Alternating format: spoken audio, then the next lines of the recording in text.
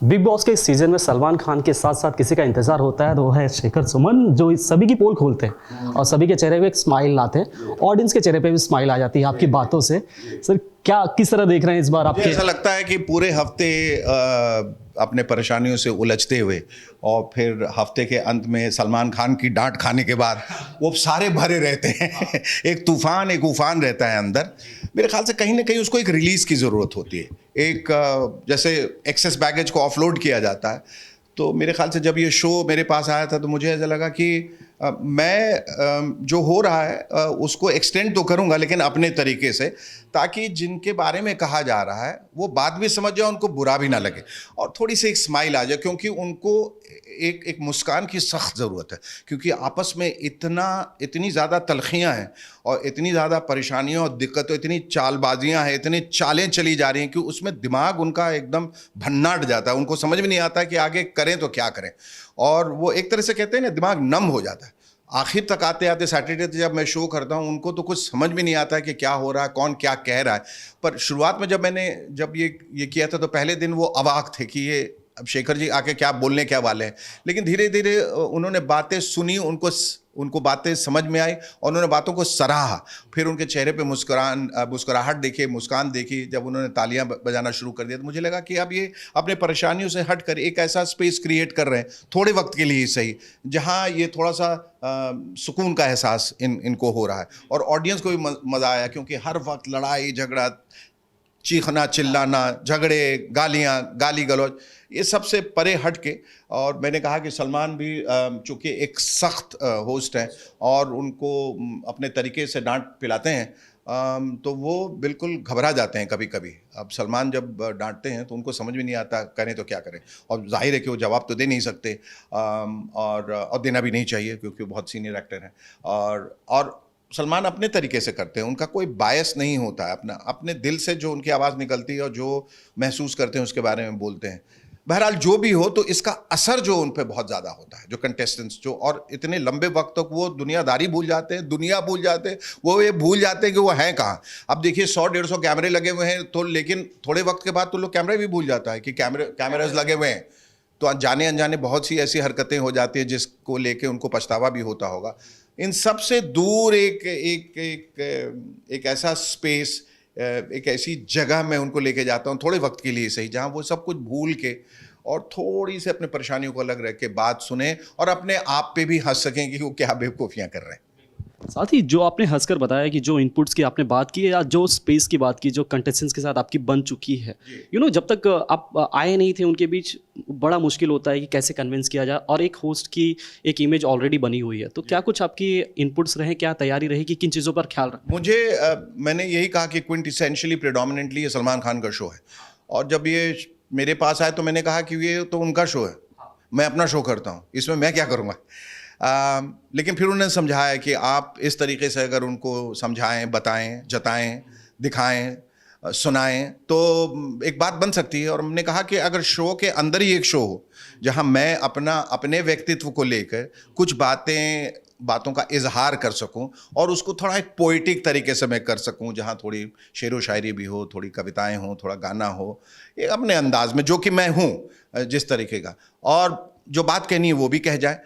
तो दवाई जो है अलग अलग किस्म से, कुछ खाई जाती है, कुछ पीस के खाई जाती है, कुछ शहद के साथ खाई जाती, ये वो वाली दवाई है जो आपको शहद के साथ मैं दे रहा हूँ। तो मुझे लगा कि यहाँ ये एक जो रवैया है मेरा, ये जो एक अंदाज़े बयां है, वो लोगों को जचना चाहिए, और लोगों ने पसंद किया फिर, क्योंकि वो इस सारे माहौल में जो कुछ हो रहा है उससे बहुत अलग थलग है।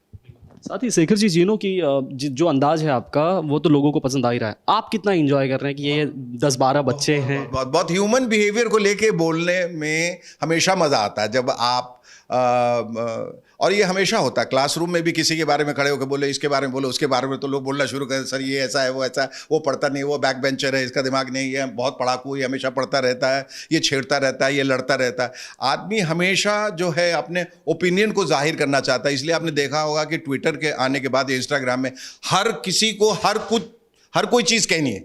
मैं खा रहा हूँ, मैं ये खा रहा हूँ, देखो इतना बड़ा है, इतना छोटा है, मैं यहाँ हूँ, मैं वहाँ हूँ, मैंने ये पहना है। तो ये एक ह्यूमन नेचर है, इंसान की प्रवृत्ति है। तो उस हिसाब से मुझे ऐसा लगा कि मुझे अच्छा लग रहा है कि मतलब मैं जो बोलना शुरू करता हूँ, फिर धीरे धीरे वो कनेक्टिविटी बढ़ते जाती है, तो फिर मैं इंजॉय करने लगता हूँ, क्योंकि आप बोल रहे हैं, उसकी प्रतिक्रिया तुरंत आपको सामने से मिल रही है, उस पर आप कुछ कह रहे हैं, वो कभी कभी झेपते हैं, कभी शर्माते हैं, कभी हंसते हैं, कभी मुस्कुराते हैं। तो उस लिहाज से एक अपनापन भी है, और मुझे ऐसा लगता है एक फ्रेंड, फिलोसोफर, गाइड, मेंटोर वाली एक जो भूमिका है वो सामने उभर के आती है। तो मज़ा आ रहा है, अच्छा लग रहा है। बिल्कुल, वो स्पेस भी मेंटेन किया जा रहा है कंटेस्टेंट्स के द्वारा। वो सिर्फ मैं उनको ये कहना चाह रहा था कि कम से कम अपने जो रिश्ते बनाते हो, ये जो समन्वय है, जो समीकरण है, उस पर कुछ घंटों के लिए तो टिक जाओ।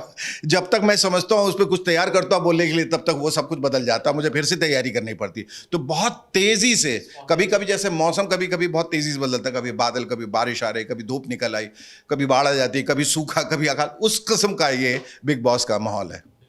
साथ ही अगर कंटेस्टेंट्स की बात की जाए तो क्या लगता है किस में वो जज्बा है? जज्बा तो सभी में है, सभी लड़ रहे हैं सभी, लेकिन आपको क्या लगता है कि किस में है वो ताकत की वो आखिरी फाइनल तक पहुंचेगा, वो स्टेज तक पहुंचेगा? मेरे हिसाब से कुछ तो लोग हैं जो बिल्कुल नज़रों के सामने, जैसे प्रियंका है, उसमें लीडरशिप क्वालिटी बहुत है। वो हर जगह वो जाके मसलों को सॉल्व करने की कोशिश करती है, जितने भी प्रॉब्लम्स है।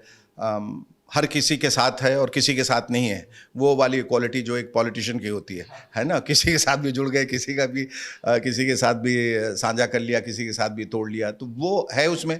शिव जो है वो ऑलरेडी बिग बॉस विनर है, तो वो पैंतरों से वाकिफ़ है, क्या क्या पैंतरे आजमाए गए थे, और उन्हें ये भी मालूम है क्या नहीं करना चाहिए। देखिए, आप अंदर आते हैं तो आपको ही बताइए ये करेंगे, ये करेंगे, क्या नहीं करना चाहिए लोगों को नहीं मालूम होता। उनको शायद ये मालूम अब हो गया कि ये करेंगे तो नहीं होगा। तो थोड़ी अच्छाई, थोड़ी सच्चाई, थोड़ी छुपाई, ये सब चलता रहता है। ये गेम है, साम दाम दंड भेद इसलिए रखा है नाम। तो प्रियंका है, स्ट्रॉन्ग कंटेंडर हैं, और शिव हैं, शालीन हैं, गौतम हैं।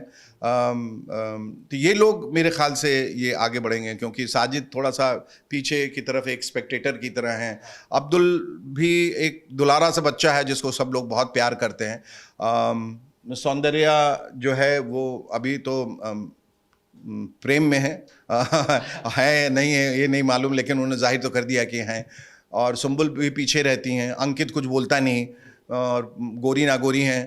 तो ये सब लोग हैं। और कौन है? टीना है, टीना, शालीन, ये सब लोग जो है ना, 4-5 ये आगे बढ़ने वाले हैं। जो शालीन, गौतम, प्रियंका, मैंने कहा शिव, ये लोग मेरे ख्याल से आगे रहेंगे।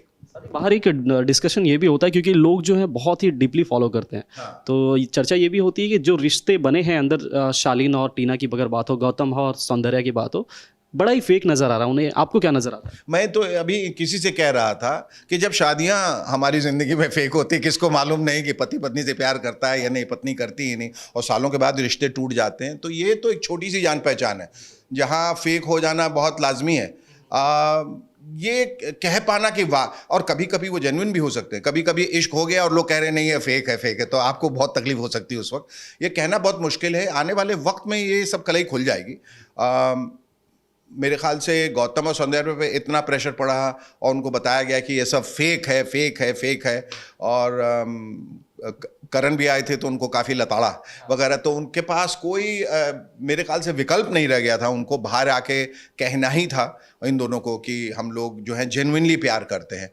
तो अब शालीन और टीना को लेके कहना बड़ा मुश्किल है, क्योंकि शालीन कभी मतलब इधर जाता है, कभी उधर जाता है, कभी किधर जाता है। तो उसके बारे में कहना बहुत मुश्किल है कि वो हवा जो है किस रुख है। लेकिन आने वाला वक्त बता देगा, थोड़ी वक्त में, इससे पहले ही वो निकल जाए, ये सब कलई खुल जाएगी। साथ ही कि आगे आने वाले दिनों में किस तरह का अंदाज हम और देखने वाले हैं आपकी तरफ से, और क्या हमें देखने मिल सकता है? अब देखिए, अंदाज तो जैसे जैसे चलेगा। अभी फिलहाल जो मैं कल सोचा है मैंने करने का, चूंकि क्रिकेट का माहौल है, T20 चल रहा है अभी, तो मैंने एक क्रिकेट के माहौल में मैंने कहा कि बिग बॉस एक क्रिकेटिंग फील्ड है, यहाँ एक मैच चल रहा है। मैच में कौन जो है स्ट्राइकर है, कौन नॉन स्ट्राइकर एंड पे है, कौन मिड ऑन पे है, कौन मिड ऑफ पे है, कौन चौके मारने के लिए तैयार है, कौन स्टंप करने के लिए तैयार है, कौन एम्पायर है, उसको लेके मैंने एक ताना बाना बुना है जो बहुत इंटरेस्टिंग।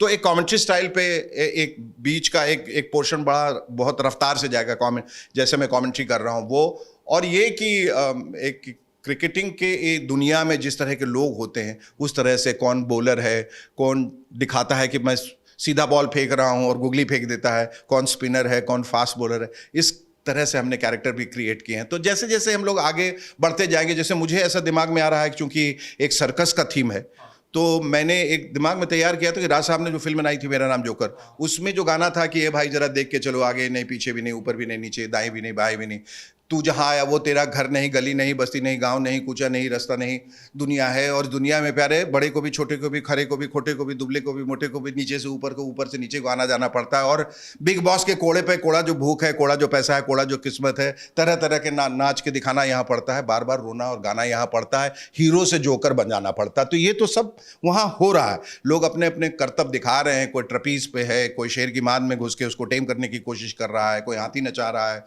कोई कुछ कर, कोई जोकर बना घूम रहा है। तो सर्कस का थीम इसमें बहुत फिट होता है। तो ऐसे आगे आगे जो भी मेरे दिमाग में उपजेगा उस हिसाब से मैं बोलता जाऊँगा। बिल्कुल, आपकी क्रिएटिविटी और आपकी ये जो लगन है, इसका फायदा नो डाउट बिग बॉस को तो होना ही है। तो फाइनली क्या कहेंगे हमारे जो दर्शक हैं, जो आपको दर्शक को enjoy as long as it last. हम तो सबको, हिंदुस्तानियों को क्या, हम सब की एक मंशा यही है पूरे दुनिया में कि अगर कोई तमाशा हो रहा है तो खड़े होकर तमाशा देखो। बचपन में भी हम जो स्कूल के लिए निकलते थे तो मदारी अगर बंदर नचा रहा था तो थोड़ी देर रुक के वही देख लेते, तो वही मजा आता। किसी की पिटाई हो रही थी तो वहाँ रुक जाते थे, कहीं झड़प हो रही है तो वहाँ रुक जाते, कोई रंगदार किसी को पकड़ा है तो वहाँ देख लेते थे। तो ये तमाशा तो दुनिया ही एक तमाशा है, तमाशबीन हम सब हैं। तो ये जब तक चलता है, एंजॉय द सर्कस, तो तमाशा देखते रहिए। बिल्कुल, सभी को इसका इंतजार रहेगा। थैंक यू सो मच हमसे बात करने के लिए।